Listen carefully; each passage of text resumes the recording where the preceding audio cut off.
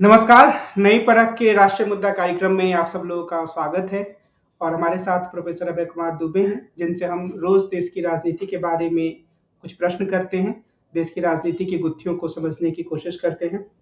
अभय sir, नमस्कार, आपका जी, स्वागत है इस नमस्कार। कार्यक्रम में। जी। हिमाचल प्रदेश में क्या ऐसा कहा जा सकता है कि कांग्रेस की सरकार बच गई या फिर ये कहा जा सकता है कि वेंटिलेटर पर है, किसी दिन उसकी सांसें थम सकती हैं? देखिए, कांग्रेस की सरकार बच गई है और थोड़े दिन के लिए मुख्यमंत्री भी बच गए हैं। सरकार तो मुख्यमंत्री को बदल के भी बचाई जा सकती थी। खासतौर से जो कांग्रेस की अध्यक्ष हैं प्रतिभा सिंह और उनके बेटे विक्रमादित्य सिंह, जो राजा धर्मवीर राजा उनके बेटे हैं, उनकी माँ, उनकी पत्नी और बेटे हैं। उन लोगों का दबाव तो शुरू में ये था कि मुख्यमंत्री को हटाया जाना चाहिए। मुख्यमंत्री ठीक काम नहीं कर रहे हैं, संगठन के साथ उनका कोई तालमेल नहीं है, विधायक नाराज हैं, सरकार कुछ कर नहीं रही है, वो उम्मीदों पर खरी नहीं उतर रही है, इसलिए उनको हटाया जाना चाहिए। इसके लिए विक्रमादित्य सिंह ने कल सुबह इस्तीफा भी दे दिया था। लेकिन शाम तक घटनाक्रम कुछ इस तरह चला कि उन्होंने अपना इस्तीफा वापस ले लिया। शायद उसके पीछे समझा ये जाता है कि कांग्रेस आला कमान, या कांग्रेस आला कमान का मतलब केवल एक ही व्यक्ति है, जिनका नाम प्रियंका गांधी है। प्रियंका गांधी के दिमाग में ये आया कि अगर अभी लोकसभा चुनाव से ठीक पहले मुख्यमंत्री को बदलेंगे तो उससे लोकसभा चुनाव में नुकसान हो सकता है। तो उन्होंने प्रतिभा सिंह और विक्रमादित्य सिंह दोनों को ये समझाया कि वे अभी नेतृत्व बदलने की, मुख्यमंत्री बदलने की का आग्रह अभी ना करें, आगे जाकर देखा जाएगा, लोकसभा चुनाव के बाद देखेंगे इस बात को। तो ये बात उनकी शायद समझ में आ गई और उन्होंने मुख्यमंत्री बदलने का दबाव देना बंद कर दिया, दबाव डालना बंद कर दिया। नतीजा ये हुआ कि सुक्खू साहब को मौका मिल गया कि ये डींग मारने का कि वो 5 साल के लिए जमे हुए हैं कुर्सी के ऊपर, जबकि ऐसी स्थिति नहीं है। वो लोकसभा चुनाव तक के ही मेहमान हैं और अगर लोकसभा चुनाव में कांग्रेस ने कोई असाधारण प्रदर्शन किया, मान लो कांग्रेस 4 सीट जीत जाती है वहां पर, तो हो सकता है कि सुक्खू की दावेदारी बनी रहे। लेकिन अगर ऐसा नहीं होता है, जिसके होने की संभावना बहुत ही कम भी है, तो सुक्खू को जाना पड़ेगा। तो मैं समझता हूं कि ये जो हुआ है, ये एक तरह की फायर फाइटिंग है। ये उन्होंने कांग्रेस के संगठन में जो आग धधक रही थी, उसके ऊपर पानी डालकर फिलहाल उसे बुझा दिया है। लेकिन अभी इसमें बहुत सी चिंगारियां अभी भी सुलग रही है और बहुत सा धुआं अभी भी उठ रहा है। जो 6 विधायक जिन्होंने कांग्रेस के थे और जो बजट सत्र में शामिल नहीं हुए, उनको विधानसभा अध्यक्ष ने अयोग्य घोषित कर दिया।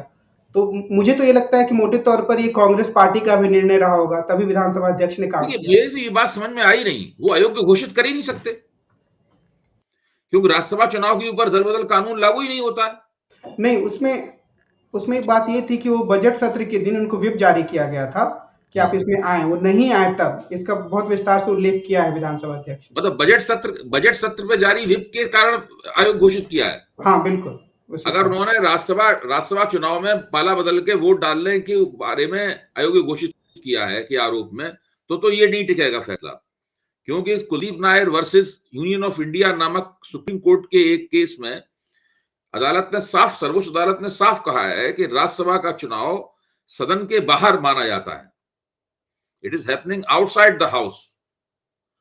तो वो उसमें दल बदल कानून लागू नहीं होता। लेकिन अगर उन्होंने बजट सत्र के दौरान किसी आचरण में व्हिप का विरोध किया है, तब तो उन्हें सदस्यता के अयोग्य ठहराया जा सकता है, ये बात सही है।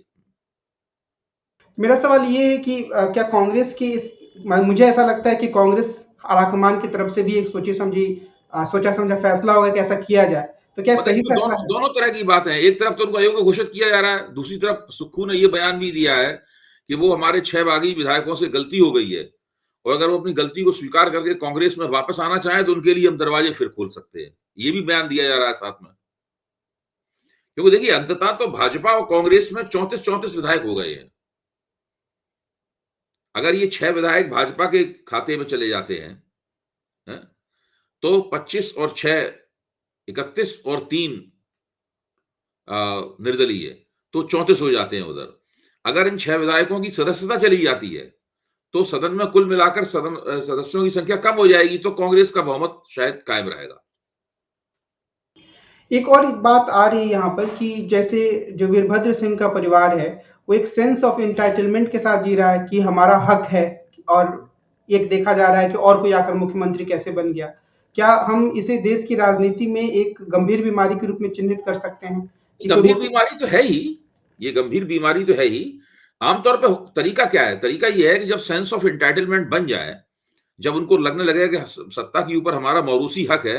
और देखिए, एक ही व्यक्ति लगातार, एक ही व्यक्ति 6 बार एक राज्य का मुख्यमंत्री बनता है, और उसकी पत्नी भी पार्टी की अध्यक्ष है, उसका बेटा सांसद है, और मतलब वो सब लोग हैं ही। तो उनका मौरूसी हक तो बनाया गया है, और उन्होंने खुद भी बनाया है, और पार्टी ने भी उस मौरूसी हक को बनाने में मदद की है। वीरभद्र सिंह अपनी लोकप्रियता, सबसे बड़े हिमाचल प्रदेश के सबसे बड़े कद्दावर नेता थे। भारतीय जनता पार्टी के लोग भी उनका लोहा मानते थे। ऐसी बात नहीं कि भारतीय जनता पार्टी के लोग उनका कुछ तिरस्कार करते हो। वीरभद्र सिंह एक चुनाव हारते थे, दूसरा चुनाव जीत भी जाते थे, और कांग्रेस के पास उनका कोई विकल्प भी नहीं था वीरभद्र सिंह के का। तो उनका मौरूसी हक बन गया। अब प्रश्न ये है कि जो मौरूसी हक बना है, इसको खत्म कैसे किया जाए, ये एक मुद्दा है। अगर आप इसको गलत तरीके से खत्म करेंगे तो पार्टी को नुकसान होगा।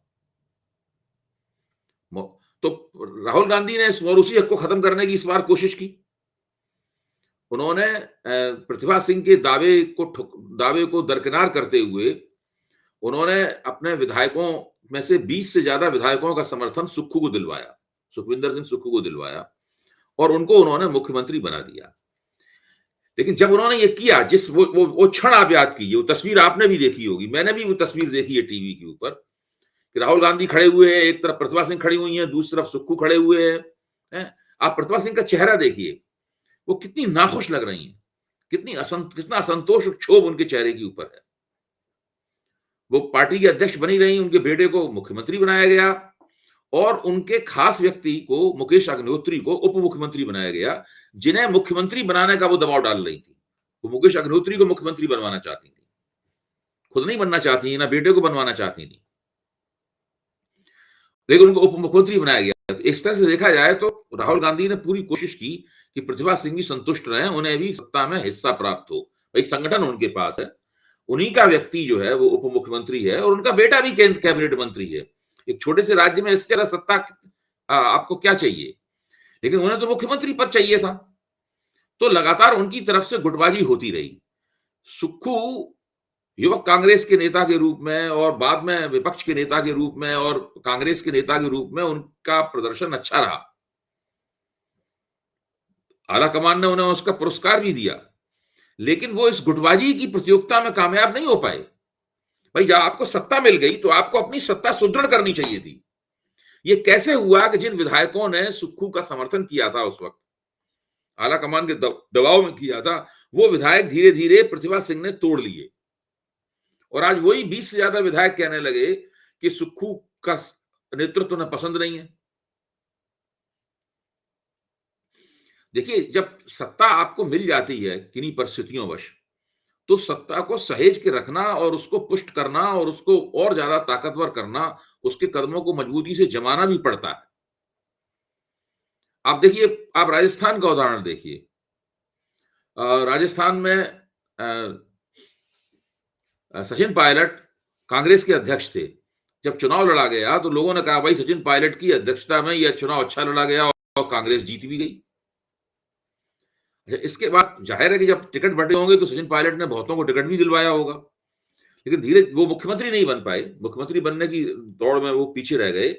लेकिन उसके बाद वो उन विधायकों को अपने साथ नहीं रख पाए जिन विधायकों को टिकट उन्होंने दिलवाया था। वो सारे के सारे अशोक गहलोत के खेमे में चले गए, और सचिन पायलट की कांग्रेस के अंदर स्थिति कमजोर होती चली गई।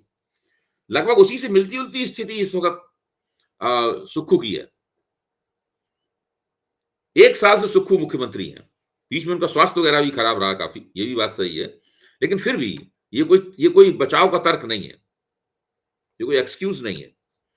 सुक्खू, जिन जिन विधायकों ने सुक्खू का समर्थन किया था, वो विधायक मजबूती से उनके साथ रहने चाहिए थे, ये उन्हें सुनिश्चित करना चाहिए था। चूंकि वो इसमें चूक गए, इसीलिए आज ऐसी स्थिति में खड़े हुए हैं कि उन्हें झूठी डींग मारनी पड़ रही है कि वही मुख्यमंत्री बने रहेंगे। राजनीति सीधे सीधे, राजनीति एक ऐसी शतरंज है जो कि जो कभी इसमें अंतराल नहीं होता है, लंच ब्रेक नहीं होता है इस क्षेत्र में, वो लगातार खेली जाती रहती है। आप जो चाल नहीं चलेंगे उस आपकी पराजय का सिलसिला शुरू हो जाएगा। और इस इसको पूरे भाप लिया, बस सुक्खू की ये कमजोरी और प्रतिभा सिंह ने जो एक बगावत का बिगुल बजा रखा था, ये सब भारतीय जनता पार्टी ने भाप लिया। उसके पास केवल 25 विधायक थे, इसके बावजूद उन्होंने अपना उम्मीदवार खड़ा किया और उम्मीदवार को जितवा भी दिया उन्होंने। सुक्खू ने आज ये कहा कि ये उनकी शराफत थी कि उन्होंने विधायकों पे भरोसा किया कि वो वोट देंगे राज्यसभा सदस्य को। नहीं तो ऐसा शरीफ आदमी की राजनीति में जरूरत नहीं होती है, और जो इस बात को कह के अपनी पीठ ठोकना चाहे वो तो और भी उसकी जरूरत नहीं होती। ऐसे लोगों को धीरे धीरे राजनीति से निकालकर किनारे बैठा दिया जाता है। और अगर सुक्खू ने, देखिए राजनीति में शराफत अच्छी बात है, लेकिन राजनीतिक शराफत एक अलग चीज है। राजनीति में जीत हार का बहुत महत्व है।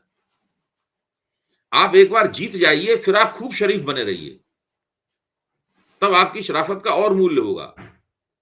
इस तरह की शराफत को बहुत लोग अच्छे शब्दों में याद नहीं करते हैं, जो सुक्खू ने दिखाई है।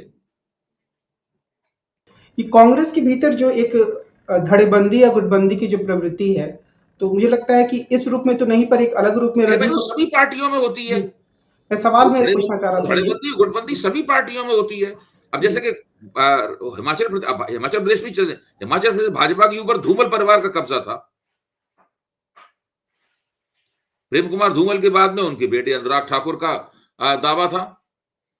तो आप देखिए उसी गुटबंदी के चलते प्रेम कुमार धूमल को विधानसभा मुख्यमंत्री पद के उम्मीदवार थे, उनको विधानसभा का चुनाव हरवा दिया गया। वो चुनाव कैसे हारा उन्होंने? कोई छोटे मोटे नेता तो नहीं प्रेम कुमार धूमल। भाजपा ने मुख्यमंत्री पद का उम्मीदवार बनाया था और वो चुनाव हार गए। तब जयराम ठाकुर को मुख्यमंत्री बनने का मौका मिला और उनको चुनाव किसने हराया? राजेंद्र सिंह राणा ने चुनाव हराया। एक निर्दलीय उम्मीदवार के हाथों हार गए वो राजेंद्र सिंह राणा इस वक्त कांग्रेस में है। उससे भाजपा की बड़ी बेइज्जती हुई थी। उसके बाद में राजेंद्र सिंह राणा को मंत्री नहीं बनाया इन्होंने, कांग्रेसियों ने। तो वो यहां भी असंतुष्ट खेमे में बैठे हुए थे। तो जिन 5 विधायकों ने बगावत की है उसमें राजेंद्र सिंह राणा भी शामिल है। इन्होंने प्रेम कुमार धूमल को चुनाव में हराया था। मैं सवाल ये पूछना चाह रहा था कि जो पहले कांग्रेस के भीतर जो रजनी कोठारी कहते थे कि कांग्रेस प्रणाली है, उसी के भीतर अलग अलग गुट हैं और आपस में नए नए लोग समायोजित होते रहते हैं, तो अब तो वो स्थिति नहीं है। लेकिन एक तरफ कांग्रेस का मॉडल है और दूसरी तरफ भारतीय जनता पार्टी का मॉडल है, जहां बहुत ज्यादा केंद्रीकरण है। तो बीच में लोकतांत्रिक रास्ता किसे मान सकते हैं, या लोकतंत्र के लिए? जब रजनी कोठारी ने ये बात कही थी तो उसके कुछ दिनों बाद उन्होंने कांग्रेस प्रणाली के डिक्लाइन के ऊपर भी लिखना शुरू कर दिया था। यानी उनके शास्त्र का एक हिस्सा तो वो है जब वो कांग्रेस प्रणाली की व्याख्या कर रहे हैं। उनके शास्त्र का दूसरा हिस्सा ये है कि किस तरह ये कांग्रेस प्रणाली खत्म होती जा रही है, वो इसकी व्याख्या भी कर रहे हैं। दोनों ही बातें बहुत पुरानी हैं। अब तो कांग्रेस प्रणाली नाम की कोई चीज रही नहीं।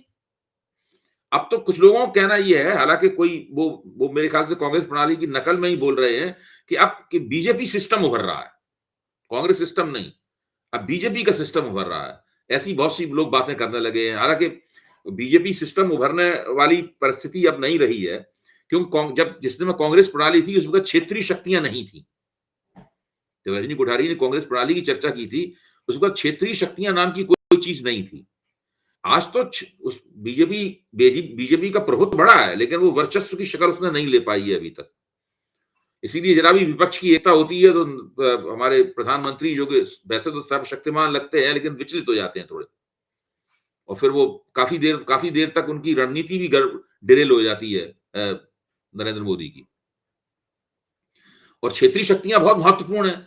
भारतीय जनता पार्टी कभी भी क्षेत्रीय शक्तियों को चुनाव नहीं हरा पाती, तो भारतीय जनता पार्टी को क्षेत्रीय शक्तियों के साथ में एक खुफिया समझौता करना पड़ता है।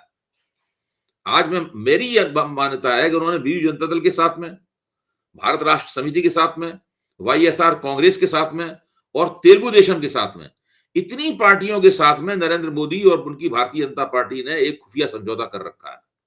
इन चीजों कोई सबूत नहीं होते हैं, लेकिन इन्होंने, मेरा मानना है कि इन्होंने कर रखा है और ये लोकसभा चुनाव में भी ये सामने देखने को मिलेगा। जब भी कोई पार्टी ये कहे कि हम इसके खिलाफ बहुत जम के चुनाव लड़ेंगे तो उसका पहला प्रमाण ये है कि उसने खुफिया समझौता कर रखा है, वरना कहने की जरूरत क्या है। ये भारतीय जनता पार्टी कभी नहीं कहती हम कांग्रेस के खिलाफ जम के चुनाव लड़ेंगे, वो कभी नहीं कहती हम समाजवादी पार्टी के खिलाफ जम के चुनाव लड़ेंगे। तो इसे क्यों कहना पड़ता है कि हम बीवी जनता दल के खिलाफ जम के चुनाव लड़ेंगे या हम उनके खिलाफ जम के चुनाव लड़ेंगे? तो सीधा मतलब है कि समझौता पहले से हो गया है, अंदर खाने सब एक अंडरस्टैंडिंग तय है, कुछ फ्रेंडली फाइट वगैरह होगी, जितनी सीट भाजपा जीतनी चाहती है उतनी सीट उसे जिताने की कोशिश की जाएगी। अब वो हो पाए ना हो पाए बात अलग है, लेकिन योजना पूरी बन चुकी है। तो ऐसी पार्टी जिसका क्षेत्रीय शक्तियों से खुफिया समझौता हो, उस पार्टी का कोई सिस्टम नहीं है, वो कांग्रेस सिस्टम की तुलना उससे नहीं की जा सकती। आज एक खबर मैंने पढ़ी कि जो कमलनाथ है और उनके जो सुपुत्र नकुलनाथ हैं, उन लोगों ने छिंदवाड़ा में एक सभा को संबोधित किया। कमलनाथ जी ने कहा कि क्या मैं पागल हूं कि मैं भाजपा में जाऊंगा, और नकुलनाथ ने कहा कि मैं घोषणा करता हूं कि हम भाजपा में नहीं जाएंगे। लेकिन इससे ये साफ तो नहीं होता कि उनके खिलाफ अफवाह चल रहा था या पूरी तरीके से नहीं, वो बिल्कुल नहीं, सौदेबाजी में नहीं झूठ है। बोल रहे हैं, वो 100% झूठ बोल रहे हैं। मुझे ये कहने में कोई संकोच नहीं है। जितने दिनों ये दोनों बाप बेटे दिल्ली में बने रहे, इतनी चर्चा होती रही, ये बयान उन्होंने दिल्ली में क्यों नहीं दिया? अगर वो दिल्ली में एक प्रेस कॉन्फ्रेंस बुलाते, सारे पत्रकार कूद के वहां पहुंचते, प्रेस कॉन्फ्रेंस में कहते कि हर अफवाह झूठी है, मैं नहीं जा रहा हूं भाजपा में। देखिए, भारतीय जनता पार्टी के समर्थक पत्रकार भी ये कह रहे थे, कांग्रेस के समर्थक पत्रकार भी ये कह रहे थे, सारे के सारे लोग ये कह रहे थे कि ये दोनों यहां पर दिल्ली में भाजपा आला कमान से सौदा करने आए हैं। क्योंकि सौदा नहीं पटा, इसलिए इनकी प्रधानमंत्री से और अमित शाह से भेंट नहीं हुई। अगर सौदा पटता तो दोनों बाप बेटे उनसे मिलते और भारतीय जनता पार्टी में गाजे बाजे के साथ ये जाते। सौदा ऐसे ही होता है कि भाई हमें केंद्र में क्या मिलेगा, हमें राज्य में क्या मिलेगा, हमें कितने विधानसभा टिकट मिलेंगे, कितने लोकसभा टिकट मिलेंगे, हमारी बाद में पाला बदलने पे हमारी हैसियत क्या होगी, हमारे खिलाफ जितने मुकदमे हैं वो वापस होंगे कि नहीं होंगे, वगैरह वगैरह वगैरह। इस प्रकार की बहुत सी बातें होती। क्योंकि ये सेटिंग नहीं हो पाई, सेटिंग इसलिए नहीं हो पाई कि एक तो मध्य प्रदेश भाजपा की इकाई नाराज थी, वो इसका विरोध कर रही थी। तो आला कमान ने सोचा होगा, भाई इस आदमी के भाजपा में आने से हमें फायदा क्या है? फायदा केवल एक सीट का है, छिंदवाड़ा सीट का, बस केवल, इसके अलावा कोई फायदा नहीं है। तो ये सोचा होगा कि हमारी उपयोगिता क्या है इनके आने से, बेहतर है कांग्रेस में ही बने रहे। आज के दिन मैंने एक और खबर पढ़ी कि महाराष्ट्र में भी इंडिया गठबंधन, जो वहाँ महाविकास अघाड़ी है, उसके बीच में सीटों का तालमेल हो गया है। औपचारिक घोषणा शायद 1-2 दिन में हो जाएगी। तो क्या हम ये कह सकते हैं कि तमाम नकारात्मक खबरों के बावजूद मोटे तौर पर इंडिया गठबंधन ने सीटों का तालमेल तो कर ही लिया? हाँ, ठीक है, सीटों का तालमेल कर लिया। मैं बार पहले भी कहता रहा हूं, सीटों का तालमेल वो कर लेंगे, लेकिन ये जो तालमेल है वो पैरों के बल नहीं खड़ा हुआ है, सिर के बल खड़ा हुआ है। किसी भी तालमेल को चला आगे बढ़ाने के लिए उसके पैर वो हवा होती है, जो हवा वो अपने पक्ष में हवा बांधता है। ये कोई एक निर्वाचन क्षेत्र के लिए किया गया तालमेल नहीं है। आप तो राष्ट्रीय पैमाने पर ये मल्टी स्टेट अलायंस है, और उस मल्टी स्टेट अलायंस को आगे बढ़ाने के लिए भारतीय जनता पार्टी से संघर्ष करने के लिए आपको एक हवा बनानी पड़ेगी, जिसको केमिस्ट्री कहते हैं हम लोग।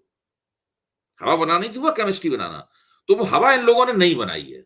क्योंकि हवा नहीं बनाई है तो केवल अंक गणित के दम पर तालमेल कर लिया है, हमारे वोट इन्हें मिल जाएंगे, इनके वोट इन्हें मिल जाएंगे, दोनों वोट जुड़ जाएंगे और हम जीते जाएंगे, या जीतने के करीब पहुंच जाएंगे, या करारी टक्कर देंगे। यही तो कुकुर मिला का फार्मूला हुआ। तो वो हवा न बनने की वजह से मैं कहता हूं कि ये तालमेल जो है वो सिर के बल खड़ा हुआ है। क्योंकि सिर के बल खड़ा हुआ है इसलिए चल नहीं पाएगा। कल एक खबर आई और आज भी उस पर मीडिया में काफी जोर दिया गया है, जिसमें नीति आयोग ने दावा किया है कि सिर्फ 5% के आसपास लोग ही अब गरीबी रेखा के नीचे हैं।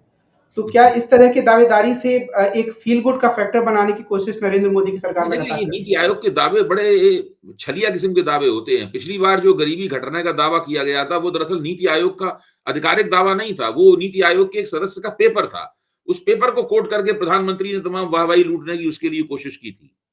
अब मुझे नहीं पता कि ये नीति आयोग का आधिकारिक दावा है कि फिर से किसी व्यक्ति ने कोई आंकड़ों की बाजीगरी, कोई मैथमेटिक्स अंकगणित की है, उस अंकगणित के आधार पर उन्होंने कहा है। जो सरकारी अर्थशास्त्री हैं वो लगातार लंबे अरसे से ये दिखाने की कोशिश कर रहे हैं कि गरीबी तेजी से घट रही है, और ये तक बताया गया है कि गरीबी जो है वो 2024 चल रहा है, 8-10 साल में गरीबी ना के बराबर रह जाएगी, कोई व्यक्ति गरीब रह ही नहीं जाएगा। और मध्य वर्ग का साइज लगातार बढ़ता जाएगा। गरीबी तभी खत्म होगी ना, मध्य वर्ग का साइज जाएगा, साइज बढ़ेगा और लोग मध्य वर्ग में धीरे धीरे करके प्रवेश करेंगे, तो मध्य वर्ग का नीचे का जो हिस्सा होता है पिरामिड, वो बहुत बड़ा होगा। ऊपर तो फिर उच्च मध्य वर्ग होता है, इसके पास अच्छा खासा पैसा होता है। तो ये सब आंकड़ों की बाजीगरी बहुत दिनों से चल रही है, लेकिन ये भी बताते जाते हैं और साथ में 80 करोड़ लोगों को फ्री अनाज भी दिया जा रहा है। जब ये तर्क दिया जाता है तो इसके भी काफी लीपापोती की जाती है इस तर्क के जवाब में कि 80 करोड़ लोगों को फ्री अनाज दिया जा रहा है, इसका मतलब ये मत समझिए कि देश में बहुत गरीबी है। दरअसल इससे तो लोगों की मदद की जा रही है ताकि लोग जो है वो और दूसरे कामों के बारे में सोच सकें। एक तरह से ये गरीबी हटाने का ही एक उपाय है। इस तरह की तमाम बातें की जाती हैं। ये बातें बहुत ये तर्क बड़े विश्वसनीय नहीं लगते। एक मामले में जो उत्तर प्रदेश के पूर्व मुख्यमंत्री हैं और समाजवादी पार्टी के नेता अखिलेश यादव, उनको सीबीआई का सम्मन आया है। तो एक तरीके से शायद वो गठबंधन में जा रहे हैं, इसकी परिणति हो सकती है। लेकिन उन्होंने एक बात कही जो मुझे रोचक लगी। उन्होंने कहा कि जो पेपर लीक का मामला आया है, उसमें 60 लाख विद्यार्थी पेपर देने वाले थे और अगर उनके माता-पिता को भी जोड़ लिया जाए, तो तकरीबन 1 करोड़ 80 लाख से ज़्यादा लोग प्रभावित हो जाते हैं और हर कॉन्स्टिट्यूएंसी में 2.5 लाख लोग हुए हैं। तो इससे भाजपा को बहुत नुकसान होने वाला है। तो क्या इस ये तरह मैथमेटिक्स जिस तरह नीति आयोग की मैथमेटिक्स जो है वो संदिग्ध किस्म की है, उस तरह ये गणित भी संदिग्ध किस्म की है। ये बात सही है कि अगर किसी विद्यार्थी ने तैयारी की है, फिर वो पैसा खर्च करके आता है, तैयारी में भी सुनते हैं 2 लाख रुपए करीब 1 साल में खर्च हो जाता है। फिर वो आता है, किसी धर्मशाला में, किसी होटल में रहता है, बाद में पता चला कि उसका पेपर लीक हो गया और उसका कैंसिल हो गया इम्तिहान, तो बहुत नाराज होता है। वो नाराजगी सड़कों में व्यक्त भी हुई, बहुत नाराज। वहां भी जाएगा वापस तो बहुत नाराजगी होगी, उसके माँ बाप भी बहुत नाराज होंगे, पड़ोसियों में भी बहुत अफसोस होगा, बहुत ही क्षोभ का माहौल होगा। लेकिन ये मानना कि वो इसकी वजह से भारतीय जनता पार्टी के खिलाफ वोट दे देंगे, हो सकता है कि वो नाराज हो जाएं, हो सकता है उनमें से कुछ लोग खिलाफ वोट भी दे दें, ये भी हो सकता है कुछ लोग गुस्से में वोट देने ही ना जाए और भाजपा के वोटर हों तो कुछ थोड़ा बहुत उससे नुकसान हो जाए। लेकिन ये मानना कि वो स्वतः भारतीय जनता पार्टी के विरोधी वोटर में बदल गए हैं, इसकी कोई गारंटी नहीं है। एक व्यक्ति, जैसा कि प्रोफेसर घनश्याम शाह की भाषा का इस्तेमाल करें तो वो कई अस्मिताओं के सहअस्तित्व में रहता है और उसकी एक अस्मिता जाति की है, एक अस्मिता उसकी समुदाय की अस्मिता है, अपने वर्ग की पहचान है, बहुत सारी चीजें हैं। तो वो मुझे नहीं लगता कि केवल एक घटना की वजह से वो अपनी मतदान प्राथमिकताओं को बदल देंगे। लेकिन इसे एक सूत्र मान सकते हैं जिसके सारे विपक्ष अपनी राजनीति को गोलबंद कर सकता है? नहीं, मैं मानता हूं अगर विपक्ष इस तरह की बातों के सहारे अपनी राजनीति को गोलबंद करता है तो वो बहुत ही बचकाने किस्म की उम्मीद है। ये ऐसी उम्मीदें कभी भी फलीभूत नहीं होती हैं। ये बिल्कुल वो है। आप इस तरह के जो पेपर लीक हैं, वो तो बहुत से राज्यों, गुजरात में कितना पेपर लीक हुआ है। हरदम भाजपा की सरकार रहती है, हरदम भाजपा बहुत जबरदस्त जम के चुनाव जीतती है। आप क्या समझते हैं गुजरात में कम पेपर लीक हुआ है?